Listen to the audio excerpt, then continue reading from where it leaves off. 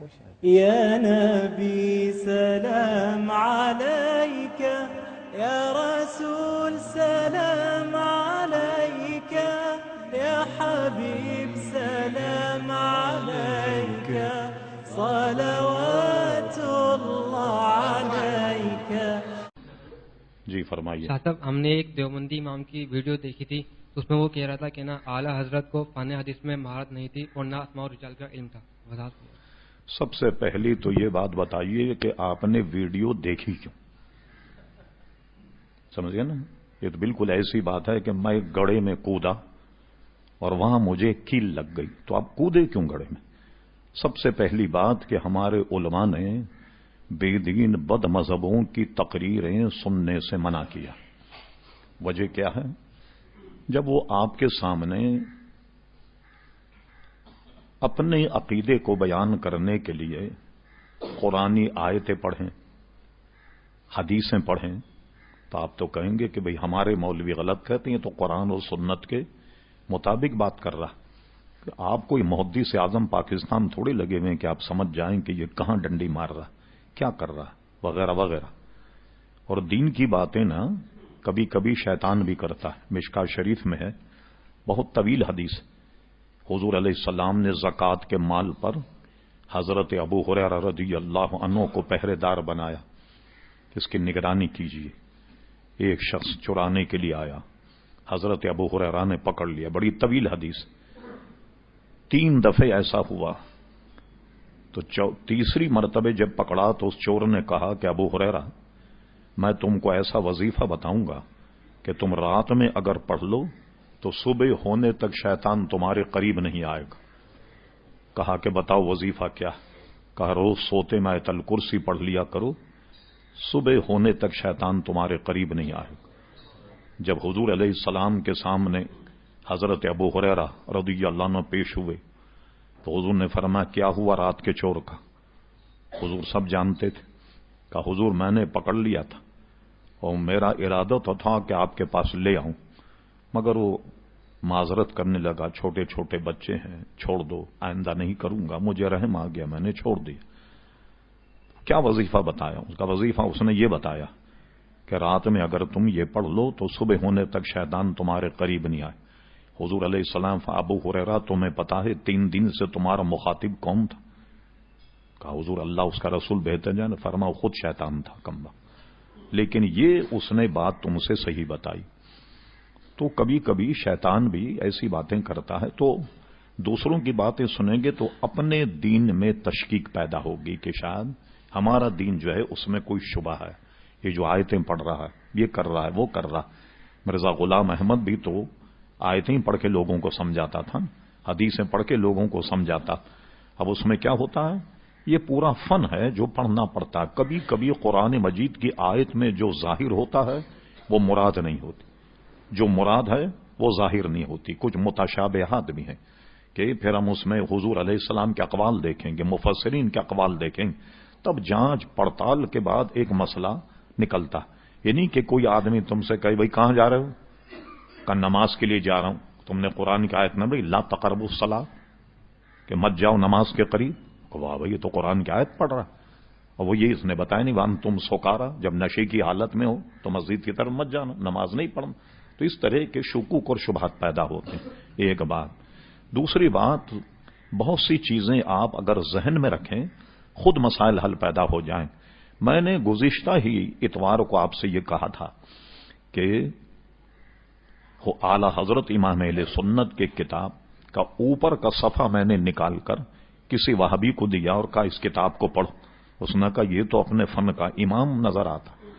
تو پھر بتایا میں نے یہ تو مولانا احمد رضا خان صاحب کا رسالہ سب منیر العین انگوٹھے چومنے کا ایک مسئلہ ہے جس میں پورے فن حدیث پر اس سے بہتر کتاب آپ کو دنیا میں نہیں ملے گی. یعنی ایک جگہ جو مسائل اکٹھا کیے ہیں نا، تو فن حدیث میں اعلیٰ فاضل بریلوی کو مہارت تامہ حاصل تھی. اور جتنی بھی سندیں آپ لائیے، میں آپ کے سامنے اپنا ریکارڈ پیش کروں جو میرے پاس موجود ہے چھپا ہوا. امام بخاری تک کسی کی سند 30 واسطوں سے ملے گی، 25 واسطوں سے ملے گی. اعلی حضرت فاضل بریلوی کے پاس جب آپ نے حج کا سفر فرمایا تو ایک اس زمانے کے حدیث کے امام تھے جو اعلی حضرت کو انہوں نے اجازت دی ہے، وہ صرف 11 واسطوں سے امام بخاری تک ملتی، اتنی قریبی حدیث۔ اور ایک حدیث جو اعلی حضرت کی ہے، یہ پورا اس پر رسالہ ہے الاجازہ کے نام سے، ایک اعلی حضرت کی سند وہ ہے کہ جس میں اعلی حضرت نے جن سے سند لی ان سے لے کر امام اعظم ابو حنیفہ، پھر امام اعظم ابو حنیفہ کے استاد حضرت امام حماد شاگرد تھے ابراہیم نخعی، اور ابراہیم نخعی روایت کرتے تھے حضرت اسود اور حضرت علقمہ سے، اور وہ حدیث بیان کرتے ہیں حضرت عبداللہ ابن مسعود سے۔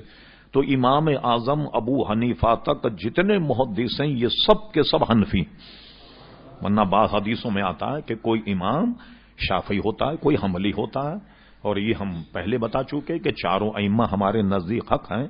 تو ایک سند تو اعلی حضرت کی وہ ہے کہ جس میں امام اعظم تک سارے محدثین جو ہیں وہ خالصتاً حنفی۔ اور دوسری بات میں بتاؤں، اعلی حضرت فاضل بریلوی مرید تھے حضرت آل رسول مارہروی، ان کے مرید، اور وہ تلمیذ تھے شاہ عبد العزیز محدث دہلوی کے۔ شاہ عبد العزیز محدث دہلوی کو ساری دنیا محدث مانتی، تو اعلی حضرت کی سند میں شاہ عبد العزیز محدث دہلوی تک ایک واسطہ، اور وہ واسطہ کون سا ہے؟ حضرت آل رسول مارہروی۔ فوراً اس کے بعد ان کی سند جو ہے وہ حضرت کیا نام ہے شاہ عبد العزیز محدث دہلوی تک ملتی ہے۔ تو یہ لوگوں کا یہ کہنا، یہ ایسی چیزوں کو سنا نہ جائے کہ آپ کو اپنے مذہب میں کسی قسم کا شبہ اور وہ پیدا ہو، بلکہ علماء نے یہ تک لکھا کہ علماء کو بھی بد مذہبوں کی کتابیں ضرورت کے لیے پڑھنا جائز، ورنہ ان کو بھی جائز نہیں۔ مثلا کسی سے مناظرہ ہو رہا تو ظاہر ہے کہ عالم کو تو ہر مذہب کی کتاب رکھنی ہوگی، قادیانی کی بھی رکھنی ہوگی، رافضیوں کی بھی رکھنی ہوگی، دیوبندیوں کی بھی، کس لیے کہ مناظروں میں کام آئے کہ بتائیں آپ نے فلاں کتاب میں یہ لکھا، فلاں میں یہ لکھا، تو آپ اگر اس کو پڑھیں گے نہیں تو کس طریقے سے ہو سکتا ہے آپ میں سے کوئی پوچھے واہ بھائی یہ تو آپ نے نکال لیا کہ مولوی تو پڑھ سکتے ہیں، ہم دوسرے نہیں پڑھ سکتے۔ میں آپ کو دنیائی مثال سے سمجھاتا ہوں، اب تو خیر ایسا نہیں ہے۔ ایک زمانے بسیں چلتی تھی تو باہر لکھا ہوتا تھا چلتی گاڑی میں اترنا چڑھنا منع ہے، لکھا ہوتا تھا، کبھی دیکھا ہوگا آپ؟ نہیں۔ اچھا کنڈکٹر کو دیکھیں، وہ چلتا ہی چلتی گاڑی میں بیٹھتا ہی اور ہمیشہ چلتی گاڑی سے اترتا ہے، تو یہ اس کے لیے نہیں لکھا ہوا، وہ دن بھر کام یہی کرتا ہے، اس لیے نہیں دھوکہ کھائے گا، نہیں گرے گا کہیں، سمجھ گئے نا؟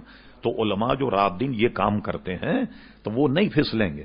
عوام کا خطرہ ہوتا ہے کہ وہ کوئی دیکھ کر کے ایسی چیز پھسل نہ جائے، اس لیے بد مذہبوں کی تقریریں نہ سننی چاہیے اور نہ ان کی کتابیں پڑھنی چاہیے، اور علماء کو بھی بغیر ضرورت کے وہ کتابیں پڑھنی نہیں چاہیے، ضرورت کے لیے ان کے لیے جائز ہے۔ اس لیے میں آپ کو یہی ہے کہ وہ اس نے جو بات کہی وہ تو غلط کہی، مگر آپ کو وہ نہ ان کی تقریر سننی چاہیے پڑھنا چاہیے۔ اب میں اس کی 2-3 مثالیں دیتا ہوں۔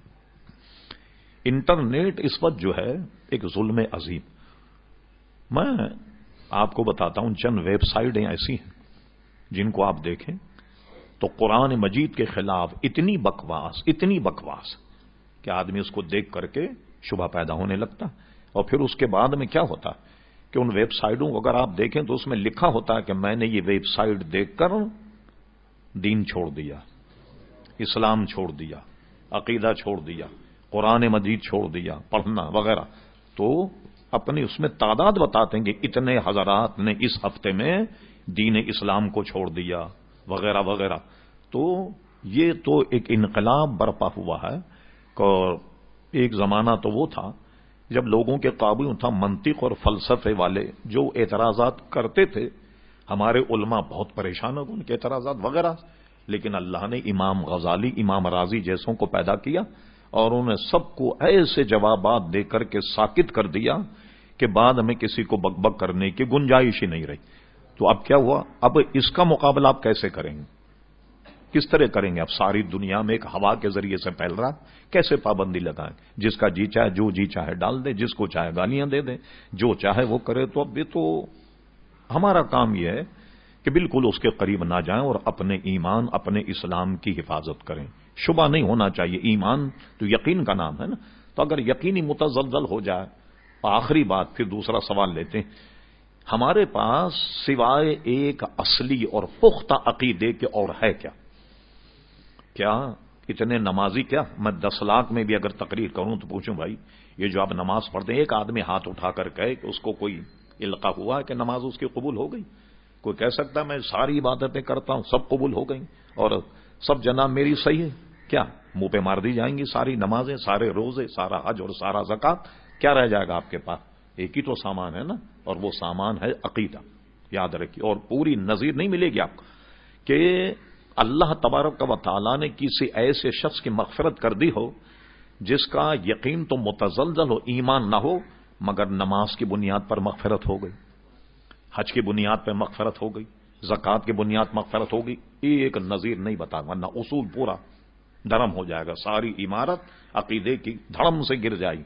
हाँ, ऐसी मिसालें हैं कि बेअमल रहा लेकिन पुख्ता अकीदे में था, अल्लाह ने रहम फरमा दी। तो इसलिए अकीदा जो हमारा है वो बिल्कुल मुस्तकम होना चाहिए, उसमें कोई सुलह सफाई की गुंजाइश नहीं। ठीक है, ये हमेशा याद रखिए। वो कभी देखें नहीं बदमज़हब की, ना किताब देखें ना उनकी बातों को सुने। और कोई साहब?